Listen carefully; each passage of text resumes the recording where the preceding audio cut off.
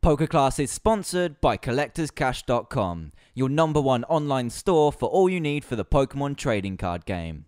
They have all the top competitive and collector's cards on the market at prices you won't find lower anywhere else.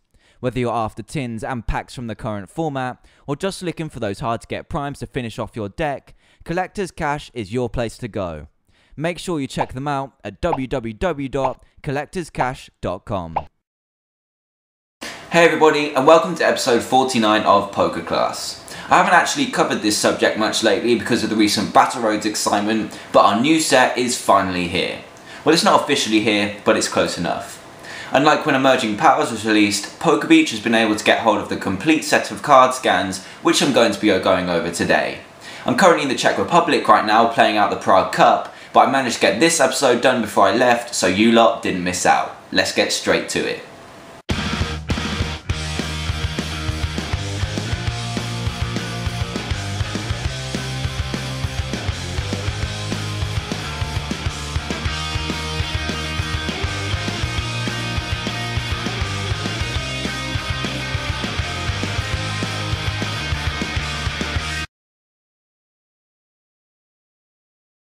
Since our World Championships were taking place during our last set release, we didn't get much insight before the official release date, but today we have the complete set to look at already. Now I'll warn you now and let you know that this episode is bound to end up pretty long. The set is definitely exciting and I want to cover most things in the set that are playable, so sit back and relax. I'll do it in order of the set just so I don't miss out too many cards. Due to the new way that the set numbers work, we're going to be looking at grass Pokemon first. I'll be honest and say there aren't really that many grass Pokemon we're going to see delve into competitive play, but that's because there aren't really that many grass Pokemon in this set. The most interesting of the grass types to me is Excelgor. This Pokemon is another one to add to the possible Stage 1 concoction list, since it has the potential to become quite the contender in this deck. What makes Stage 1 so good? It's their speed and versatility, which is what Excelgor definitely has. It has 2 attacks, but the second one is the one we need to look at. Slashing Strike only costs 1 grass energy, and for that you get to do a very solid 60 damage, with the side effect that you can't use the same attack next turn. This instantly reminds me of Pokemon such as Kingdra and Donphan, but it does have more in common with Donphan because of its insane speed. I wouldn't go as far as saying that it is as good as Donphan, since it isn't as good of a type, has lower HP and doesn't have Exoskeleton, but it is a lot more versatile because of its retreat cost. As you can see, there is absolutely no cost for retreating Excelgor, which means you can switch multiple ones around freely, negating the bad effect of your fast attack. 60 damage for 1 energy on a stage 1 is definitely nothing to sniff at, especially with the free retreat, but the fire weakness and slightly low HP could make this a risky choice. Either way, it's definitely a card to consider if you're looking for a variation on the traditional stage 1 list. So that's actually pretty much it for the grass Pokemon, and up next we move on to the fire types, which there are actually less of than grass, but there are certainly interesting cards within them. The most interesting have to be 2 of the 3 Victini for the set, and we'll start with one a lot of players have been talking about, commonly known as Fliptini. This Victini sits pretty average as a basic Pokemon, with 60 HP and a single attack, but it's the ability which this Pokemon is all about. Victory Star comes into effect after you have flipped coins for the effect of an attack, and allows you to look at the result and gives you the option to flip those coins again. For example, if you have an attack where you flip coins until you get tails, such as Cubone from Triumphant, and you only get 1 heads, you can use Victory Star to start flipping those coins again and possibly get more damage. Obviously, Cubone is not that viable of an attacker in this format, but we could be seeing this card get used with cards such as Sharpedo from Triumphant to potentially discard the opponent's hand, or maybe even cards like the new Vanilluxe and Psychic Victini also from this set, but we'll get to that later. Pretty much any card that requires an attack that involves a flip could benefit from Victini's ability. Bear in mind though that you can only use 1 Victory Star ability per turn, so no business of benching 4 of these bad boys, but nonetheless, this is definitely a card we could be seeing at the tables soon. I guess I should also mention that this is one of our 5 full art cards from this set as well. The second card from our fire selection of this set is another Victini. As I mentioned earlier, there are 3 different Victini in this set, and this one has slightly higher stats than the one we just looked at, with 70 HP, but this one has only the 1 attack, which is actually pretty interesting. Victini's attack V-Create costs a single fire energy plus another colourless to do 100 damage. Yep, that's right, 100 damage. It sounds crazy at first for just the 2 energy, but the downside is that you have to have a full bench for this attack to deal any damage in the first place. Some of you may not see this as a downside, since that's actually not a hard thing to get together early in the game. However, 2 energy does pitch it against the likes of Cinccino, since it costs the same amount of energy and can max out at the same amount of damage. However, Victini is a basic but can only do 100 damage and nothing less. In my eyes, I would choose Cinccino over Victini simply because it can do damage even if the bench isn't completely full, and it has a bit more HP than Victini, which is in range of Sonic Boom and whatnot.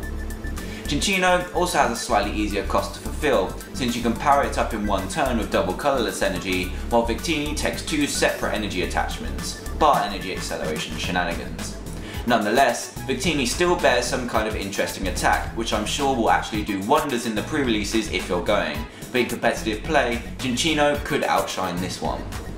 We're done with the fire types now, and it's on to water, where 2 Pokemon are definitely causing a storm around the competitive scene. The first one is Cryogonal, which is not only very hard to say, but is set to cause some issues for a Pokemon many Stage 1 players love, Donphan. At the moment, there aren't really any problematic water Pokemon for Donphan before this set comes into action, but that is set to change when this card is brought to the table. So this card is a basic with a pretty nice 80 HP and bears a very nice steel weakness rather than traditional lightning, making it slightly less risky to play when it comes to the competitive world. It has 2 attacks, but I'm only going to highlight the second one since this is the one causing issues for the large elephant. Ice Shard costs a water and a colourless energy, which is fairly reasonable and does a base damage of 30. However, if the defending Pokemon is a fighting type, the attack does 40 more damage.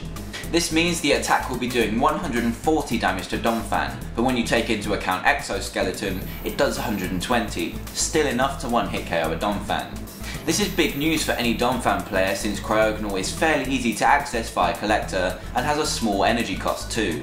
Throw in the fact that Donphan can't one-hit KO it back and you have yourselves a pretty nice threat for Donphan. Note that I didn't say counter, because nothing could be an outright counter to a certain Pokemon, but it does give the Donphan player something to think about when faced with this Pokemon. Up next is Kyurem, our 3rd dragon added to the scene. This one follows the same kind of pattern as the ones we all know and either love or hate, Zekrom and Reshiram. Since it has the same 130 HP, the attack Outrage and the same energy cost for its most powerful attack, it does fit in with the other 2 legendary dragons.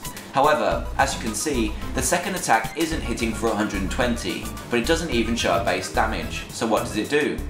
For the cost of 2 water energy and a colourless, the small text reads that you can do 30 damage to every Pokemon on your opponent's side of the field. This is no joke, you really can do 30 damage to all Pokemon on your opponent's side of the field for that cost. Fair enough, the cost is pretty awkward to get going quickly, but the strength of dealing 30 damage to everything per turn with no downside is pretty good to say the least. Now I'm not going to hype this because it isn't going to be broken or anything like that, but it is going to be a fairly big deal. This paired with the likes of Jirachi could be devastating to any deck based on setup, but it is going to struggle against opposing dragons and decks like ZPS which run off complete basics. 30 damage isn't going to phase a Zekrom or Tornadus doing over 120 damage per turn, and prizes are going to drop fast, but other decks should be wary of this Pokemon. Some have said that the Japanese have been using this card with the likes of Electro to get it spreading as soon as possible, which is definitely something to try out, but could it just be that little bit too slow to be as devastating as possible? Only time will tell. On to our next type now, which is Lightning, and we're pretty thin on the ground here as well, with only one Pokemon that really stands out in the form of a rather large eel known as Electric. This one is kind of interesting because it's only a stage 1 of a stage 2 Pokemon, and it's usually the stage 2 with the most useful assets, but this time it's all about the stage 1 with the ability. Electric features lightning typing with 90 HP and a single attack, but the ability is where this Pokemon could come in useful. Dynamotor allows you to pluck a lightning energy from your own discard pile and then attach it to one of your Pokemon once per turn. I could see this working nicely in a couple of decks, including possibly Zekrom and Magnezone variants, but it could become more of a liability than a help in most cases. Since it has an awkward retreat cost of 2 and double fighting weakness, you could be running into some issues when a simple energy retrieval or Pachirisu could do the same job. It's one of those Pokemon you wish you could use and would work well, but Pokemon Catcher puts it possibly out of the question. I reckon some people will give it a spin in a few decks, but for now, it might just not fit in. Onto the Psychic Pokemon next, which we do actually have quite an abundance of in the set, and we'll start with the third Victini of the set. This one comes in Psychic typing, has 60 HP and a single attack, so it actually sounds quite boring at the moment, but I know you're looking at that 120 damage sitting next to a single energy, so I guess I'll have to explain. V-Blast does cost us a Psychic Energy and does do 120 damage, but a glance at the small print shows us that we need to flip 2 heads for this to work.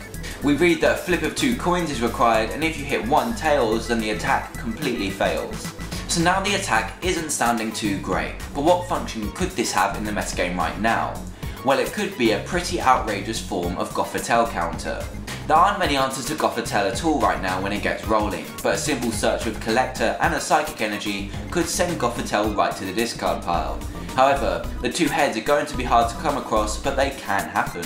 Make it even more likely with the other Victini we talked about earlier, and you could be onto some cheap 120 attacks more often than you would expect. I'll admit this is slightly unlikely to become a well-rounded Gothitelle counter, but the option is definitely there. This is possibly going to be another card to tear up at the pre-releases as well near you. The second Pokemon that I'm going to look at is Chandelure, which is a fairly bulky stage 2 with 130 HP, has a single attack and a pretty interesting ability. Cursed Shadow simply allows you to place 3 damage counters on any Pokemon on your opponent's side of the field in any way you like, as long as Chandelure is in the active position. Now this could actually be pretty interesting, simply because it gives you 3 extra damage drops per turn, which could really build up when you get attacking. But with an ability that must be active, you need to have a decent attack, which Chandelure almost has. Eerie Glow for 2 Psychic Energy and a colourless does 50 damage, which isn't that great at all, but the small print shows us that a defending Pokemon is now burned and confused, 2 great status conditions to inflict. This immediately springs to mind something twinned with Vileplume, simply because you can stop the opponent using Switch to get out of the confusion, and have to risk that self-damage every time they attack. Pair this with the damage you can freely add around the field and you've got a semi-working strategy already. This Pokemon could also function as a Gothitelle counter, since it can one-shot it with the extra damage you're allowed to add, along with the attack hitting for double Psychic weakness. I would say it would have a fairly strong Gothitelle matchup, but it can be hard to set up during trainer lock and could possibly get KO'd quicker than you can find the energy, making it a tough job to get working efficiently. This Pokemon could get some creative juices flowing among us, but we'll have to wait and see if it's really worth making a deck out of. On to fighting now, and we have ourselves a huge Pokemon in the form of Conkeldurr. This guy is a massive stage 2 with 140 HP, a single ability and attack, along with a pretty tricky weakness to Psychic. This Pokemon is all about the ability, so let's get straight to that. Craftsmanship is actually pretty simple to understand, since it states for every fighting energy attached to Conkeldurr, it gains 20 more hit points. This actually opens up this Pokemon into being quite the tank, with 140 HP on it already. Its attack costs 4 energy, so if you consider all of those to be fighting, that's a whopping 220 HP you've got there, out of one hit KO range of pretty much everything apart from one, Gothitelle. Since this Pokemon sports a Psychic weakness, it's going to have an issue with any Gothitelle that has 3 or more Psychic energy attached. Conkeldurr does spring some ideas into the head, like pairing it with the likes of Vileplume and Reuniclus to keep it going, but Gothitelle is going to tear it up. However, there's definitely one people are going to try out. The second fighting type Pokemon I'm going to look at probably features one of my favourite concepts of the new set, Archeops. But no, I'm not talking about the new fossil mechanic, because that's turned pretty bad compared to last season, but I'm looking at the ability here. For those of you that have played the TCG since when it first began, you'll recognise this ability's name since it shares the same name as the Pokemon Power Aerodactyl from Fossil had. Ancient Power simply states that while Archeops is in play, no one can play any Pokemon from their hand to evolve any of their other Pokemon. That's right, no more evolutions. Now I'm not sure whether this blocks rare candy use or not, but either way it is pretty destructive. Just imagine setting this up and then using something like Jirachi's Time Hollow to devolve Pokemon back to the hand that your opponent can't play back down. I can see this becoming quite the lock deck if it became fluent in the lists, but the new fossil mechanic really has hurt its chances at making anything out of itself. I'm certainly going to try it out anyway, since it will be such a fun deck to pilot, but could the mechanic be too bad to let it succeed? We'll have to find out soon enough. On to just one of the 5 dark Pokemon in this set now, in the form of Hydreigon. This Pokemon bears 150 HP, an ability, a single attack, and a fairly unusual fighting weakness for a flying Pokemon. Even dark flying types aren't usually weak to fighting, but hey, that's just how it goes. Anyway, you can see the energy cost for that attack already, and 4 dark energy is going to be hard to set up in any scenario, but with its ability Dark Aura, you should have a much easier time than expected. This ability turns any energy attack to Hydreigon into darkness energy, and yes, that does include double colourless. That means that you can attach 2 double colourless to this dark dragon, and you'll have yourselves a 4 energy attack paired for in just 2 turns. Berserker Blade, the attack you'll be powering up, does 60 damage to the active and then does 40 damage to 2 Pokemon of your choice on your opponent's bench. Over 2 turns, this gives you 80 damage on 2 bench Pokemon as well as 120 damage onto the active, which is nothing to sniff at all. However, setting up a stage 2 with 2 double colourless is still going to be tricky, and people could be put off by the fighting weakness. But with Donphan being put in its place by Cryogonal, maybe this huge sniper could get some leeway in the competition. The last Pokemon of this set review I'm going to shed light on is Druddigon from the Colourless Army. This Pokemon comes in a basic form with a decent 100 HP, single attack and ability. This Pokemon is hitting some people as a starter for some decks since it can abuse double colours energy pretty nicely, making it pretty splashable. The ability Rough Skin punishes your opponent from attacking by putting 2 damage counters on any Pokemon that damaged Druddigon in an attack. This obviously happens going into your turn, so it could make getting that KO just a little bit easier if your opponent has been forced to attack and take the brunt of the ability. This immediately brings to mind Gothitelle matchups, where getting that extra damage to tip over 120 is crucial, since you could throw a Druddigon into the active spot, force them to attack it and take the damage going into your turn. Then you can hit for at least 110 damage for a KO. Clutch costs us 3 colourless energy, or just a double colourless and another energy of any type to do 60 damage and then stop your opponent's active from retreating the next turn. This can force your opponent into a pretty tricky spot, because you've got them locked from attacking with anything else while they're forced to attack into 20 self damage if they want the KO. Either way, this is another very splashable dragon which is going to see some play in the competitive world. So we're on to the trainers and supporters of this set, and there are 4 that I want to shed some light on. I know this episode is getting pretty long now, but bear with me because there are some great cards to get to know as soon as possible. First up is Eviolite, a card we already knew about quite a while ago from the Japanese scans on PokeBeach. This trainer is one of the first tool cards to be introduced into the new format, and this one in particular you can only attach to basic Pokemon. When attached to your Pokemon, it acts the same as Donphan's Pokebody, since it reduces damages from attacks by 20 damage, also like a permanent defender. This card is only going to make Zekrom, Tornadus and Reshiram much better, which isn't something some of us want to see. It's an incredible asset to any of the dragons, and it can be reused via Junkarn, making it even more versatile for those kind of decks. Unfortunately, we're going to see this card so much more often in Zekrom builds because it works so well for it. Second, we have N, also a very talked about card from the set, and is our first full art supporter as well so far. As mentioned, this card is a supporter, and it has the same effect as a card called Team Rocket's Admin from way back when, forcing you and your opponent to shuffle your hands into your deck and then draw cards equal to the amount of pry cards each player has remaining. This card is so strong it's unbelievable, and gives decks a way to come back when things aren't looking great at all. Imagine you have just the 1 prize card left to take to your opponent's 5, and then they play this card. This gives you just the 1 card and them a brand new 5 to try and mount a comeback from, while you top deck your way to a win. It kind of acts like a one-sided judge, which makes decks like Ross and Gothitelle quite a bit stronger, so expect to see a ton of this card either in this form or shiny full art form around the competitive scene from here on. The second tool card introduced into the format is next, in the form of Rocky Helmet. If I give you another look at Druddigon we just talked about, you will see some similarity in that its ability is exactly the same effect of Rocky Helmet. When attached to any of your Pokemon, this card forces your opponent's Pokemon to take 20 damage each time it lands an attack. This by itself is going to be pretty brutal, since 20 damage is a lot when tipping the tide of a KO. But pair that with Druddigon as well, and you have 40 damage the opponent is taking for each attack that they land on Druddigon. This is such a subtle change to the way damage can be dealt in a game, and could squeak its way into decks that lack some firepower. So we come to our last card of the episode, and I'm really excited to see a very nice form of recovery added to the format in the form of Super Rod. This card is a trainer card which allows you to put up to 3 in any combination of basic energy and Pokemon back into your deck from the discard pile. This is amazing and should remind players of the old night maintenance that became pretty much staple in a format long gone now.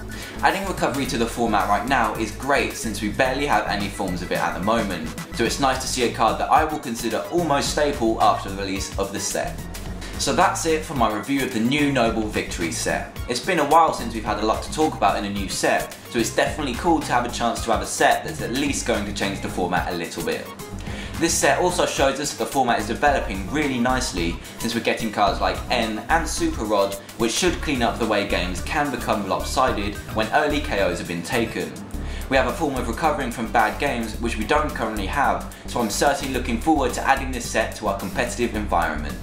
So thank you for watching this incredibly long episode of PokeClass, and I hope that I've covered pretty much everything from the set that we should see at least a little bit in the future competitive environment. Make sure you rate, comment about what you think about the set below, and also subscribe to my channel in either the bottom left or top right corner in a second, and I'll see you all next week with my Prague Cup report.